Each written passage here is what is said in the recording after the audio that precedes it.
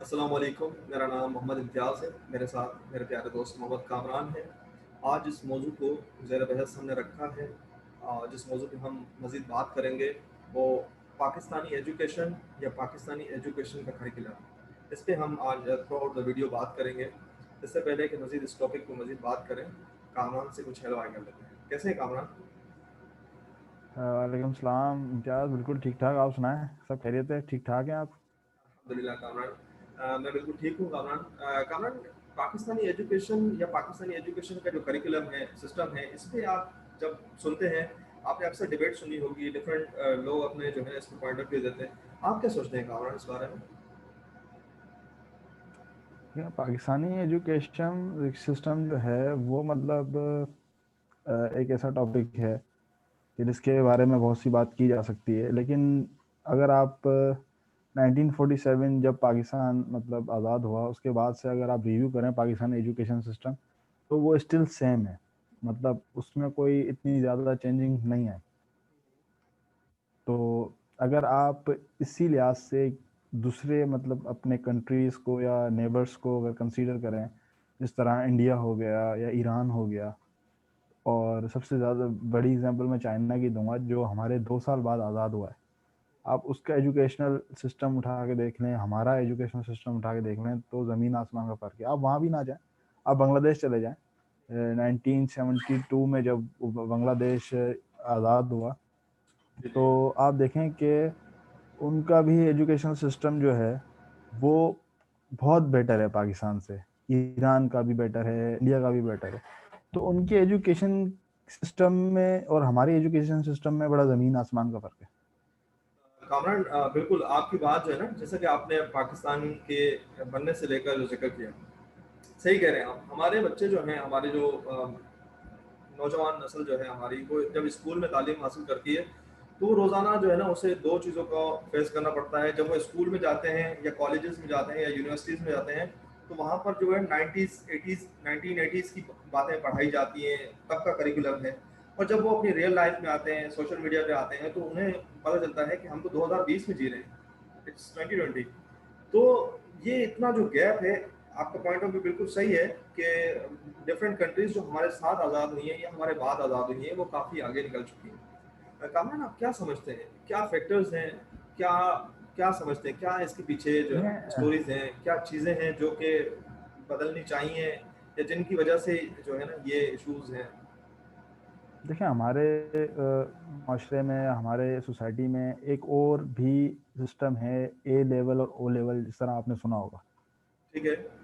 ठीक है, एक ए लेवल है, एक ओ लेवल है, और दूसरा ये है कि जो नॉर्मल एजुकेशन है, जी जी। जिस तरह मेट्रिकुलेशन एफएससी वगैरह है, ये जी जी। नॉर्मल एजुकेशन है। इन दोनों में जी एक मेजर फ़र्क जो मैंने मतलब जो मैंने वो देखा है, दोनों में मेजर फ़र्क वो ये है कि जो ओ लेवल ए लेवल वाले हैं वो बंदे को परखना पड़ता है ना, उसकी पर्सनैलिटी को जजमेंट सारी करनी पड़ती है। और जो बाकी एजुकेशन है वो एक बस सीरीज वाइज चल रही है कि उसने ये पढ़ लिया, उसने याद कर लिया, पेपर दे दिया, पास हो गया, और ये एजुकेशन हो गई। इस कामरान, तरह मतलब।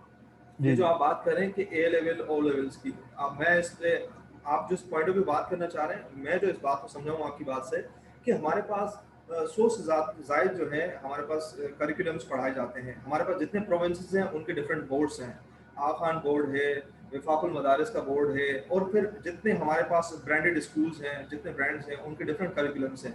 बज़ाहिर उनसे पूछने वाली एक ऑर्गेनाइजेशन है जो कि उनके प्राइवेट स्कूल ऑर्गेनाइजेशन, बट वो जस्ट नाम के लिए। हम भी जानते हैं, आपके और हमारे घर से जितने बच्चे जाते हैं, हम जानते हैं कि हर स्कूल का एक अपना करिकुलम है। तो ये भी तो एक फैक्टर है ना इसमें।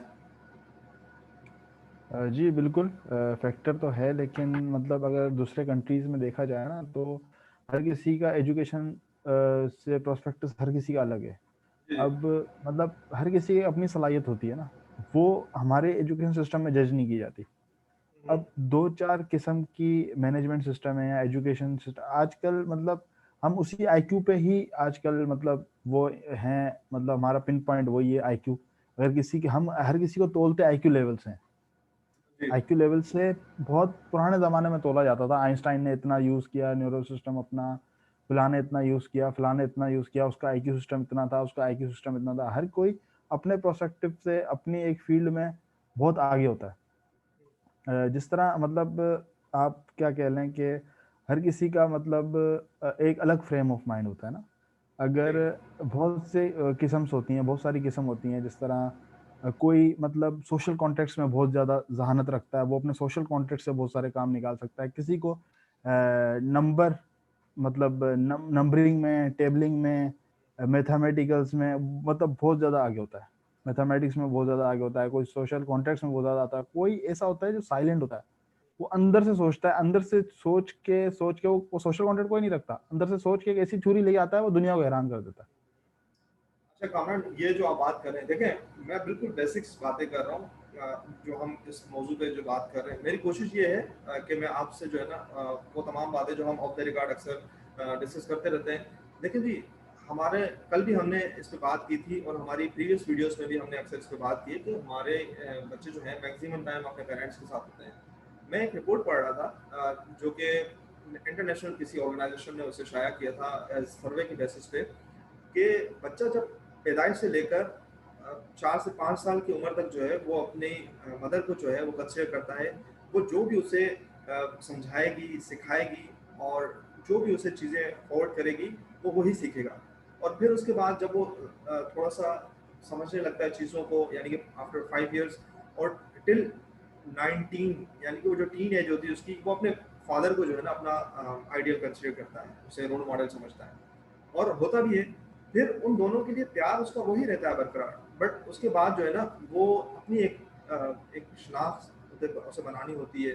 फिर वो थोड़ा सा फैमिली से, आपने नोटिस किया होगा टीन एज में बच्चे जो है ना रिबेलियस हो जाते हैं और यानी कि वो फैमिली के बातों को जो है वो समझते हैं कि यार ये तो आउटडेटेड लोग हैं, इन्हें नहीं पता माशरे में आजकल, यानी कि अगर हम आजकल की यंग जनरेशन की बात करें तो वो अपने पेरेंट्स के हवाले से मैक्सिमम की बात कर रहा हूँ मैं, बस कुछ लोगों की बात नहीं कर रहा। वो उनकी सोच ये होती है कि हमारे वालदेन के दौर में ये चीज़ें थी नहीं, उन्हें क्या पता है इनका, वो ये कंसिडर करते हैं। अच्छा, ये गैप जो है ना, ये भी कहीं ना कहीं इस करिकुलम का हिस्सा है। क्या समझते हैं कामरान, कि वक्त ना देना बच्चों को जी और बिल्कुल। उनसे कम्युनिकेशन का गैप रखना, ये क्या तालीम में गैप नहीं होता इसका?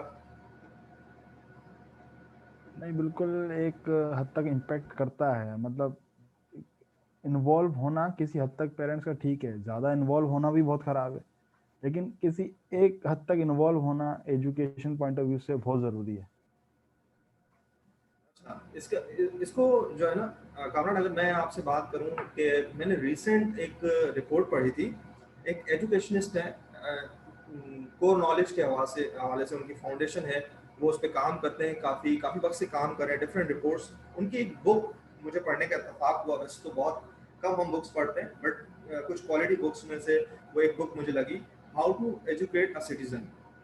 तो क्या उन्होंने डिटेल बात की है इस पे। उनका नाम है ईडी हैरिश जूनियर के नाम से, जो ऑथर है उनका नाम है। बहुत ही स्पेसिफाइड, करीब अगर किसी ने पाकिस्तानी करिकुलम को अपडेट करना है या उस पर बात करनी है, उसको समझना है, तो आई गेस कि उसे ईडी हैरिश जूनियर की जो है जो रिपोर्ट्स हैं या उनकी जो बुक है उसे पढ़ना चाहिए।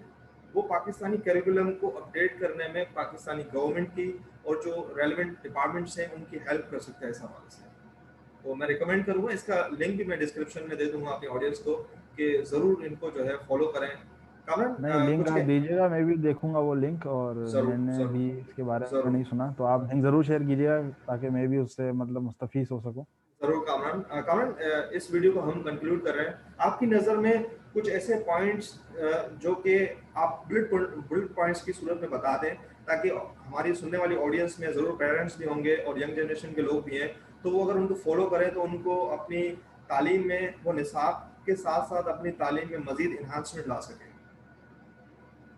जी, मैं मतलब ये कहूँगा कि गवर्नमेंट के जितने भी कोर्सेज हैं ना, मतलब वो अपग्रेड नहीं हुए काफ़ी अरसे से। उनको मतलब एक प्रॉपर चैनल के साथ अपग्रेड होना बहुत ज़रूरी है उनका। दुनिया बहुत चेंज हो चुकी है अब। तो उस लिहाज से वो कोर्सेज उठा के आप किसी और कंट्री से कंपेयर करेंगे ना, तो आपको शर्म ही आएगी। मैं यही कहूँगा कि आपको शर्म ही आएगी। तो ये अपग्रेडेशन इसकी बहुत ज़रूरी है। प्राइवेट स्कूल तो अपने लेवल पे कर लेते हैं जो उनको करना होता है, लेकिन गवर्नमेंट सेक्टर में आज भी आप उठा के देख लेंगे ना, तो वही प्रीवियस चीज़ें जो उन्होंने काफ़ी अरसे दराज से चलाई हैं, तो वो अगर अपग्रेड हो जाए तो इम्तियाज़ मैं समझता हूँ कि कुछ नहीं ना तो थोड़ा तो बहुत बहुत फ़र्क पड़ेगा, थोड़ा-थोड़ा तो फ़र्क पड़ेगा। कामरान की इस बात को सिर्फ मजीद ऐड करते हुए कि जो बात कर रहे हैं ना कि अगर हमारा मैट्रिक क्लियर, यानी जिस बच्चे ने मैट्रिक पास की है, उसे दुनिया के 200 ममालिक में किसी और मुल्क में अगर जाकर कहा जाए कि यहाँ के एजुकेशन सिस्टम को, यानी कि मैट्रिक को कंप्लीट करे, तो मैट्रिक का तो मैं नहीं कह सकता, बट उनकी किसी भी स्कूल की लेवल की, यानी कि फिर 6 क्लास की, अगर इनकी प्राइमरी लेवल की एजुकेशन को भी अगर वो कंप्लीट कर सके तो ये बहुत बड़ा एक टास्क होगा इटसेल्फ। क्यों नहीं होता, उसके डिफरेंट एस्पेक्ट्स हैं। क्योंकि खुद 16 साल तालीम जो है हासिल करने में, ये डिफरेंट एक्सपीरियंसेस की बेस पे मैं बात कर रहा हूँ इस वीडियो को कंक्लूड करते हुए। अगर आप ये चंद बातें जहन में रखते हैं एज पेरेंट्स और एज यंग जनरेशन सुनने वाले, अगर आप इसको अपनी प्रैक्टिकल लाइफ में इस पे इम्प्लीमेंट करते हैं इन चीज़ों को, तो मुझे लगता है कि आपको काफ़ी हेल्प होगी to grow in a better way. जिसमें अगर आप फॉर्मल एजुकेशन में जो भी आप तालीम हासिल कर रहे हैं, इवन के कोई भी फील्ड आपने चूज़ की है, उसमें आप कम्युनिकेशन, यानी कि आपको एटलीस्ट मिनिमम 2 लैंग्वेजेस आनी चाहिए। इंग्लिश आई से मस्ट, क्योंकि मैक्सिमम एक्सेप्टेबल लैंग्वेज है। और दूसरा, आप बात करें मैथमेटिक्स, अगर आप मेडिकल साइड जाते हैं तो ऑब्वियसली आप बायोलॉजी को उसमें कंसिडर करेंगे, बट मैथ को जो अगर मैक्सिमम हमारे लोग जो है मैथमेटिक्स ज़रूर उसको पढ़ें, क्योंकि कहीं ना कहीं डायरेक्टली इनडायरेक्टली चीज़ें कनेक्टेड हैं। और हमारे सिंध का ये हाल है कि तीसरी क्लास तक साइंस नहीं है। बड़ा अफसोस के साथ कहना पड़ता है, बट साइंस को हर एंगल से पढ़ा जाए। और इन्हीं कोर चीज़ों को पढ़ते हुए आप 3 स्किल्स को अपनी को हाईलाइट करें, जिनमें जब आप लैंग्वेज सीखेंगे तो अपनी कम्युनिकेशन स्किल्स को एनहांस करें और फिर प्रॉब्लम सॉल्विंग की तरफ जाएं। हर इशू को जो है सॉल्व करने के लिए डिफरेंट एंगल से देखें। फिर जब इस इशू को रिजॉल्व करने के लिए डिफरेंट एंगल से देखेंगे तो आपको रिसर्च करनी होगी। उस रिसर्च को जो है आप इन्हांस करें। अगर आप इन की पॉइंट्स पे अमल करते हैं तो ये मैं अपनी प्रैक्टिकल लाइफ का जो है आपको एक्सपीरियंस बता रहा हूँ कि इंशाल्लाह you will go for away, मतलब बहुत आगे जाएंगे लाइफ में, बहुत डिफरेंट चीज़ों को जो है आप एक्सप्लोर करेंगे। इसी नोट पे आज की वीडियो को जो है ख़त्म करते हैं, आपसे इजाज़त देते हैं इस नोट पे कि अपना बहुत ख्याल रखिएगा। कोविड की सिचुएशन में अपने इर्द गिर्द लोगों का बहुत ख्याल रखें। पाकिस्तान जिंदाबाद।